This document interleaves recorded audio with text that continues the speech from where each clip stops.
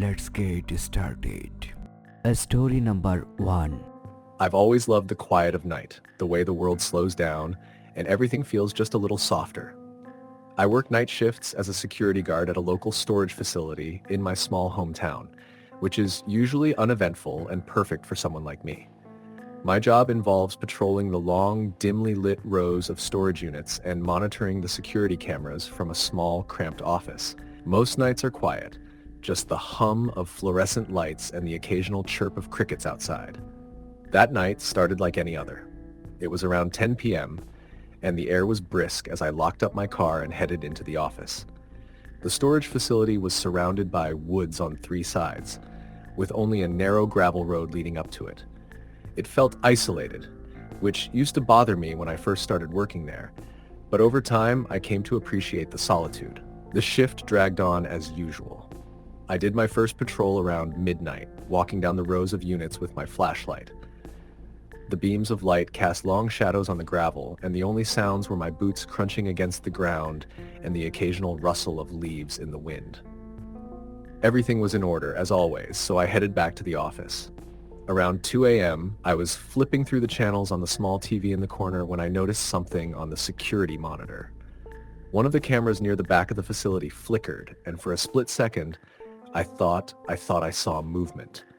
I leaned in closer, rewound the footage, and played it again. There it was, a shadow darting across the screen, too fast to be an animal and too erratic to be just the wind. I grabbed my flashlight and walked out into the cold night, my breath visible in the air.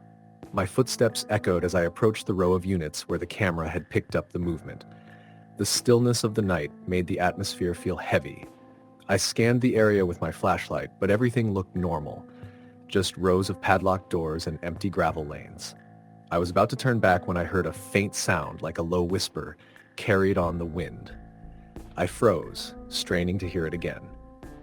The whisper grew louder, clearer. It wasn't words exactly, but more like the sound of someone breathing heavily, almost wheezing.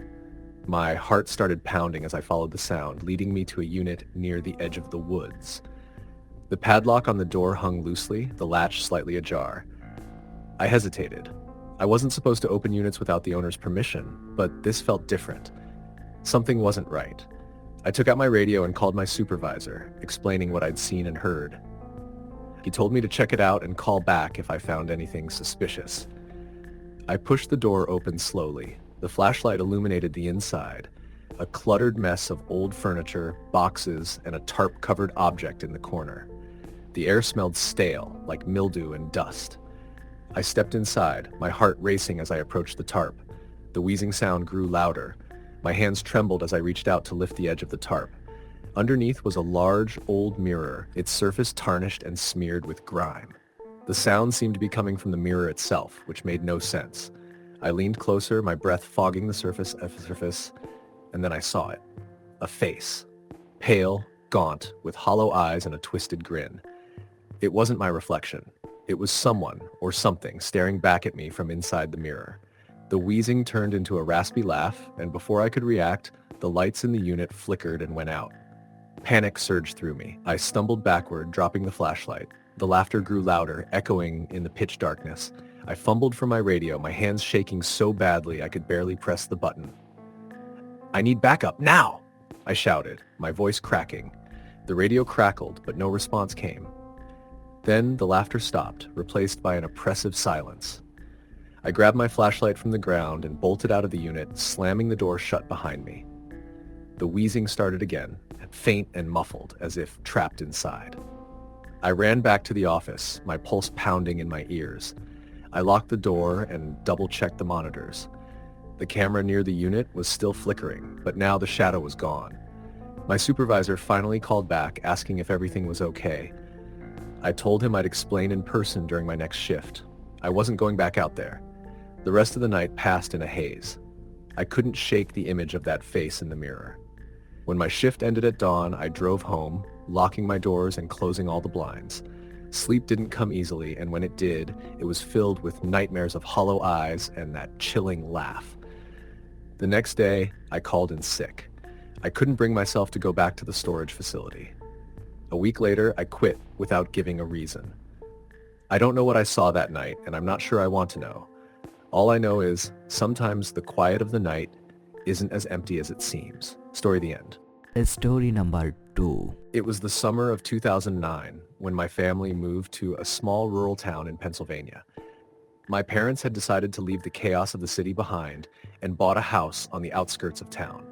It was a 2-story colonial-style home with a large backyard that backed up to dense woods. For a kid like me, 12 years old and full of curiosity, it felt like a dream. The first few weeks were uneventful. I spent most of my time exploring the woods with my dog, Max, or riding my bike through the quiet streets. The house itself was old, with creaky floors and narrow hallways, but I didn't mind. My room was on the second floor, with a window that overlooked the backyard and the edge of the forest. One night, about a month after we'd moved in, I woke up to the sound of Max growling softly at the foot of my bed. At first, I thought he was just dreaming, but then I noticed his ears were perked, and his eyes were fixed on the window. My room was dark except for the faint glow of the moon outside, but I could make out his silhouette, tense and alert. "Max, what is it?" I whispered, sitting up in bed. He didn't respond, just kept growling low in his throat. I followed his gaze to the window, but I couldn't see anything unusual, just the trees swaying gently in the breeze. Still, his behavior unsettled me.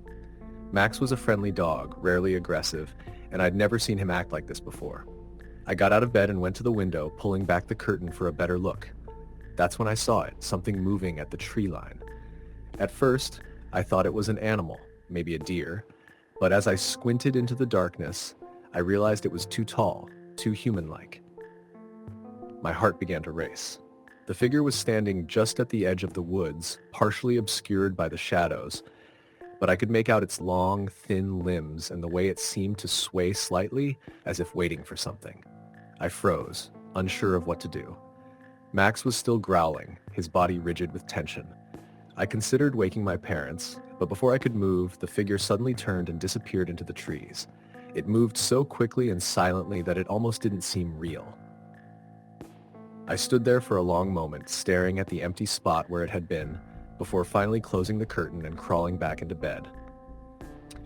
I told myself it was just my imagination, a trick of the light, but I couldn't shake the feeling of unease. The next morning, I told my dad what I'd seen. He laughed it off, saying it was probably a deer or a shadow from the trees. My mom, however, seemed more concerned. She asked if I'd locked the back door before going to bed, and when I told her I had, she just nodded and didn't say anything else. That night, I made sure to lock all the doors and windows before going to bed.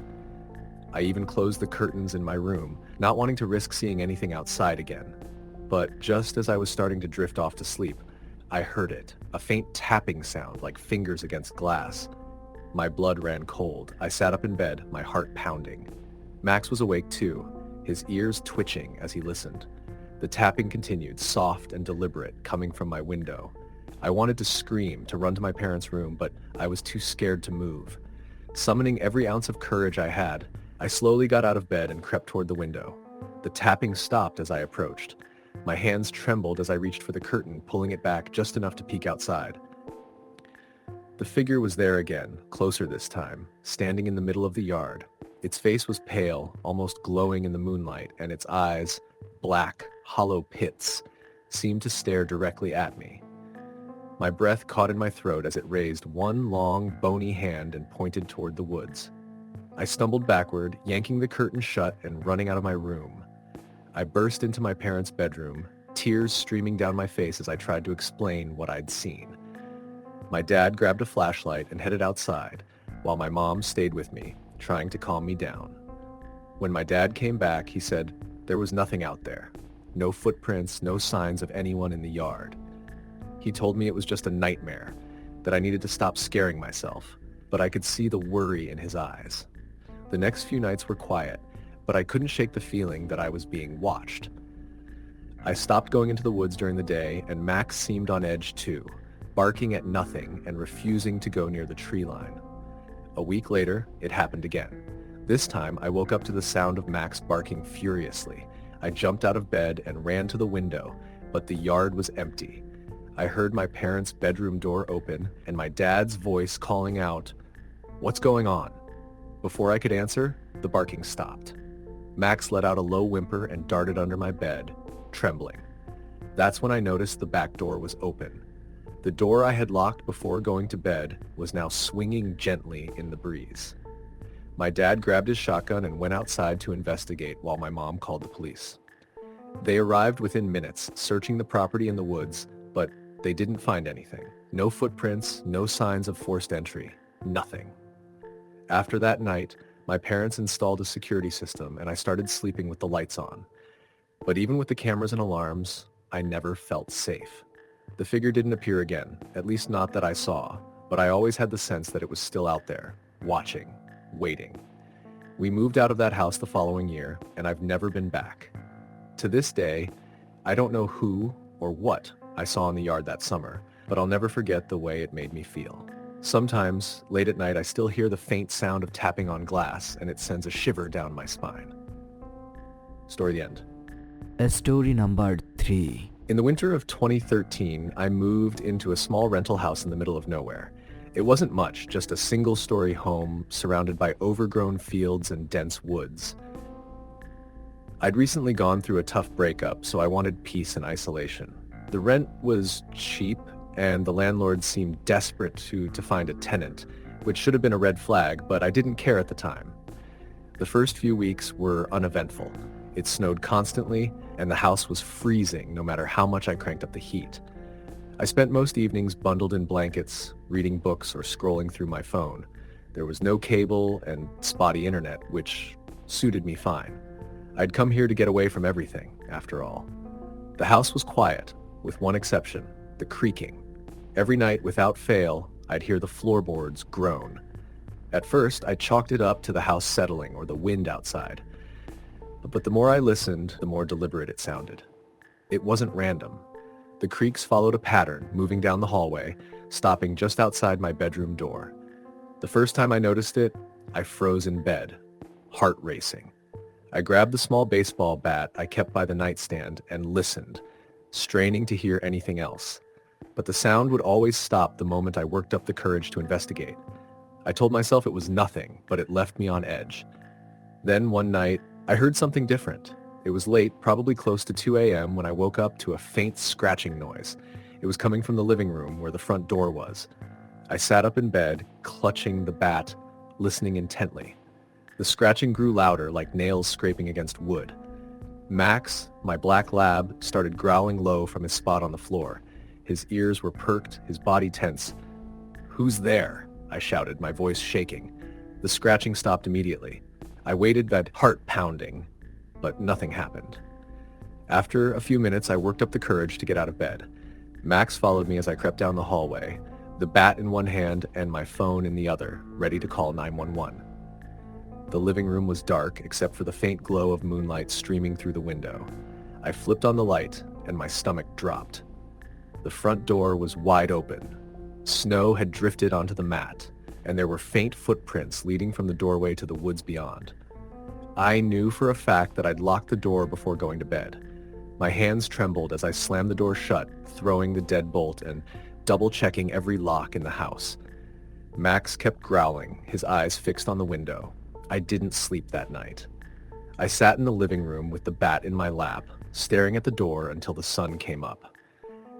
The next day, I called the landlord to ask if anyone else had a key to the house. He assured me that he was the only one who did and promised to come by to replace the locks. But even after he did, I couldn't shake the feeling that something was wrong.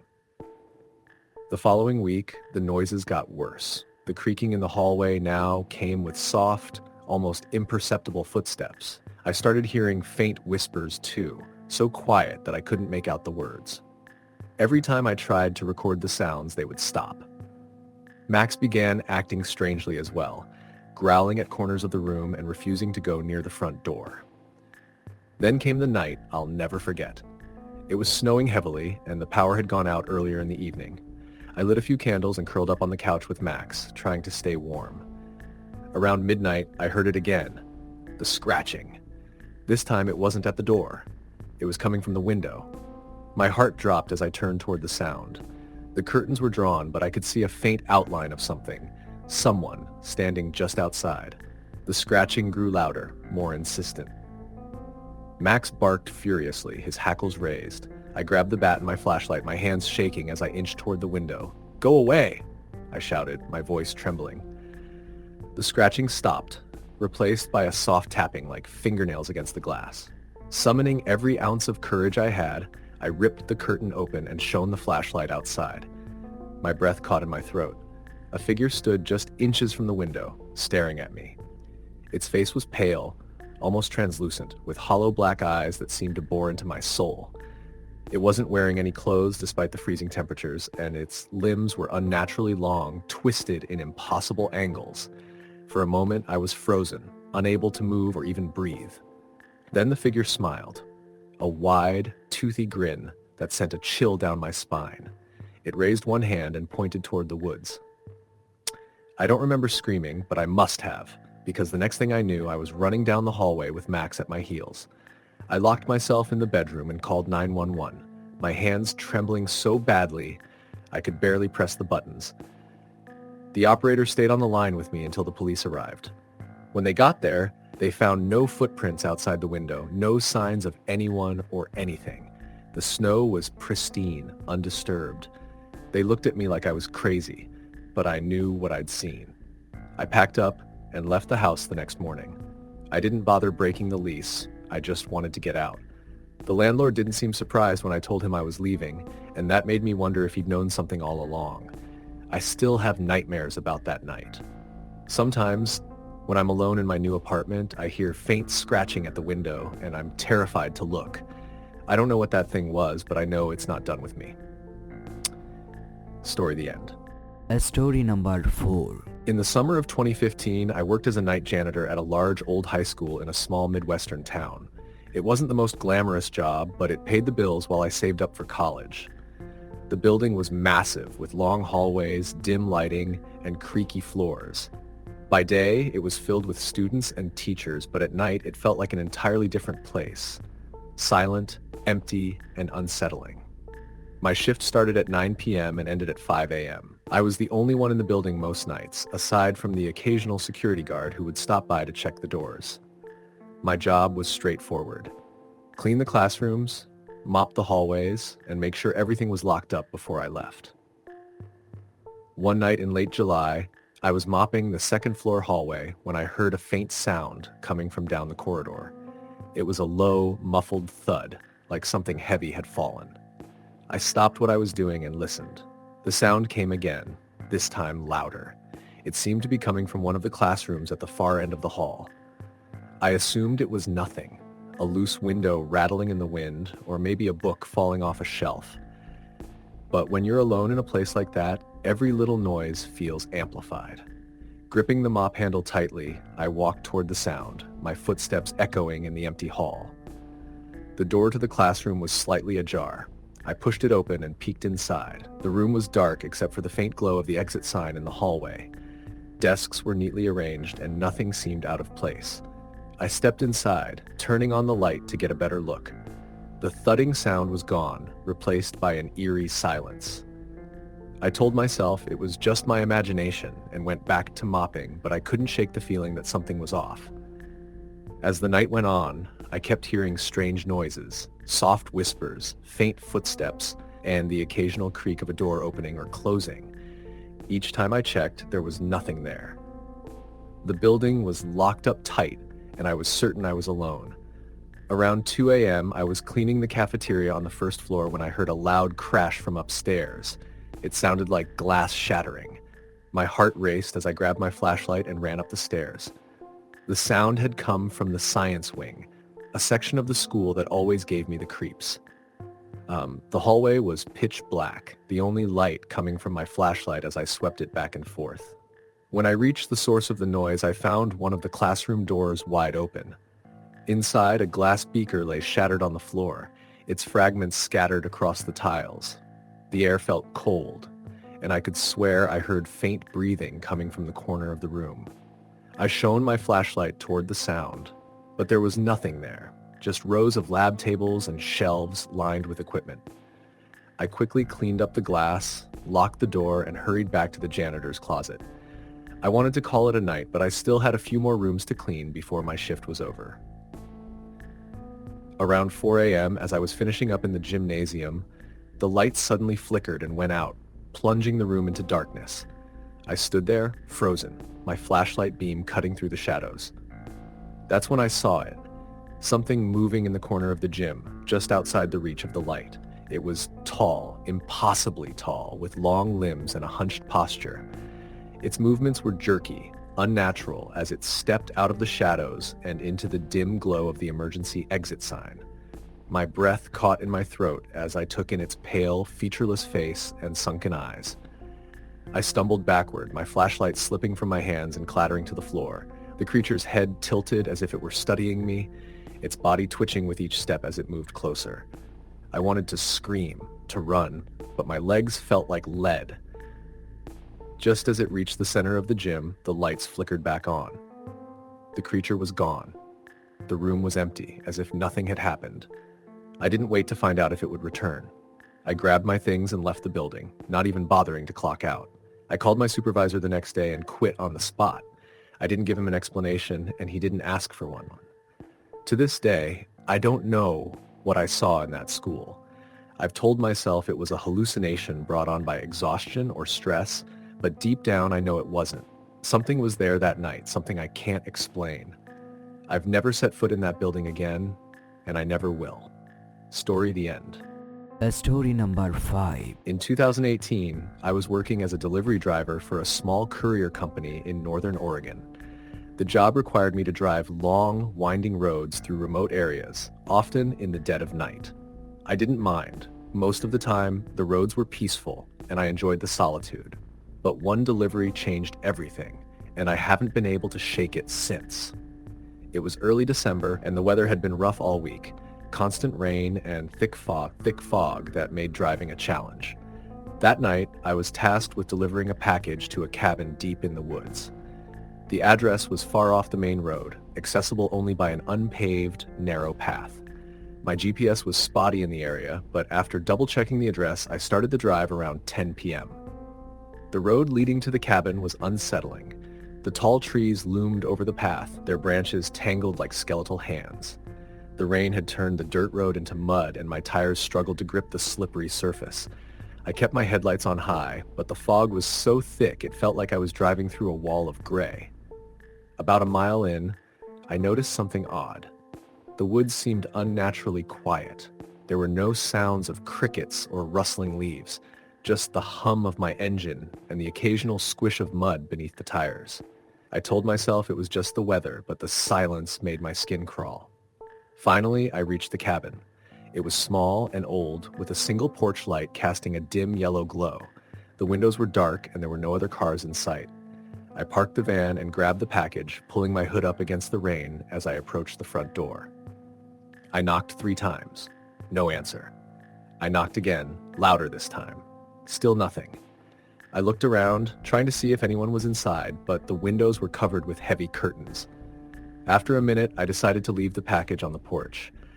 I snapped a quick photo for proof of delivery and turned to head back to the van. That's when I heard it, a faint rustling sound coming from the woods behind the cabin. I froze, straining to hear over the rain.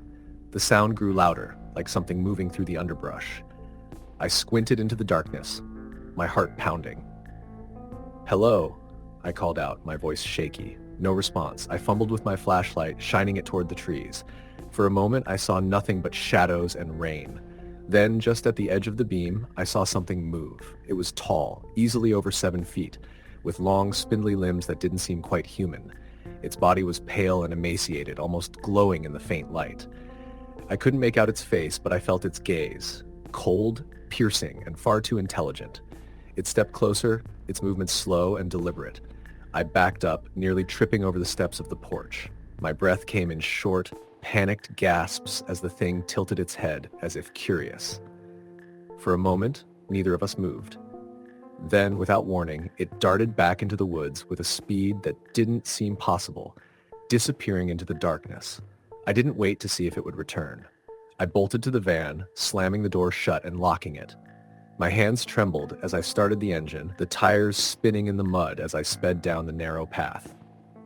I kept glancing in the rearview mirror, half expecting to see the thing chasing me, but the road behind me remained empty. When I finally reached the main road, I pulled over to catch my breath. My heart was racing, and I couldn't stop shaking. I called my boss and told him what had happened, but he didn't believe me. He said it was probably just an animal, maybe a deer or a bear. But I knew better. That thing wasn't an animal. It wasn't anything I'd ever seen before. I quit the job the next day. I couldn't bring myself to drive those remote roads again, especially not at night. To this day, I don't know what I encountered in those woods, but I still dream about it sometimes. Those long limbs, that pale body, and the way it seemed to watch me, calculating. Whatever it was, I hope I never see it again. Story the end.